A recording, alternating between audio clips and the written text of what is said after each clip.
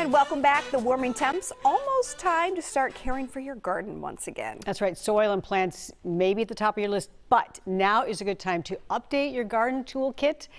Garden Guy Dale Kay joins us live with more. And Dale, I am going to be focused and paying attention because I've been saying for years I'm going to get new tools because they're rusted out, because they've been in my garage and they get, rained on and whatnot, and I don't bring them in. This is the year. Somewhere in the back of my mind, Alex, that really doesn't surprise me because I know you and your green thumb.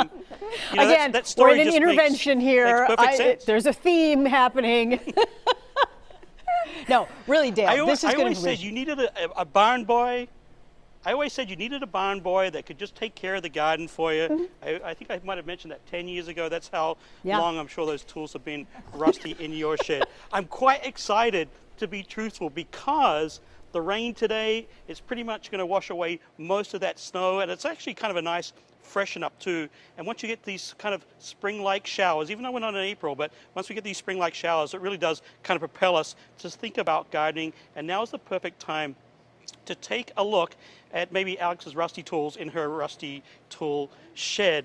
A couple of little things quick off the bat, though, I should mention. It is quite early to get out there and do any raking or any cleanup. And actually, as a point of reference, a lot of pollinators are actually harbored up in a lot of the old sticks and last year's growth. So not disturbing those, not doing too much cleanup until the ground firms up and the temperatures get a little warmer is actually really beneficial. And having a pollinator house like this is also really beneficial as well. So there's my tips. You can do a lot of indoor gardening. Photojournalist Chip Elmquist just mentioned, can you plant tomatoes now? Yes, you could start tomatoes by seeds. You can see a lot of flowers behind me. All that's good to do inside. Getting your tools ready for outside, because we're only probably a week or two away. We talked about soil. We do talk about soil a lot, and really the better the soil, the greener your thumb will be. So actually having a little soil test kit just like this to determine fertility in the soil is really beneficial, particularly if you're doing some intensive gardening over the last few years in garden boxes and things like that. Nutrients do get depleted, so knowing where you're at and making accurate decisions on what fertility to add is really, really beneficial. Also, another little gadget is a soil thermometer, because as the soil temperature warms up, these little tools give you a good key to determine when it's safe to plant for different types of crops and veggies and things like that. So I always actually have this on hand. I use it for determining when to put my crabgrass preventer down as well. Also, to stock up on some little handy ties, it seems like perennials, tomatoes, all those things. Everything always needs a little staking, a little support. This little floral wire or any type of twine, gardening twine, is great to have on hand. Digging implements, of course, you need to dig. Sometimes you need long-handled tools, sometimes short-handled tools, but essentially you need some sort of digging implement like this one. This is a radius shovel. I like this one. It has an ergonomic handle and a nice, safe grip for digging, which is really quite nice. And then also some gardening trowels. This is a scoop for container gardening. This one here is for planting. And I also like always having a gardening knife on hand as well. Oftentimes you start to dig around and root around in your soil and you hit those roots. This is a good way to kind of bypass and make some room for what you need to plant with a gardening knife just like this.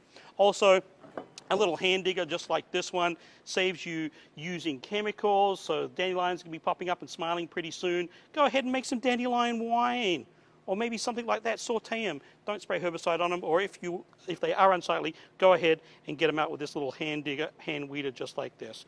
Also, watering is also essential. If you've got that hose that's just causing you bother, and sometimes it just becomes frustrating to have a kinky hose or a hose that's leaky. So having a good garden hose is always a good idea. Something that flexes is really, really nice. And then also a good watering nozzle just like this one. It has an easy on-off shut-off.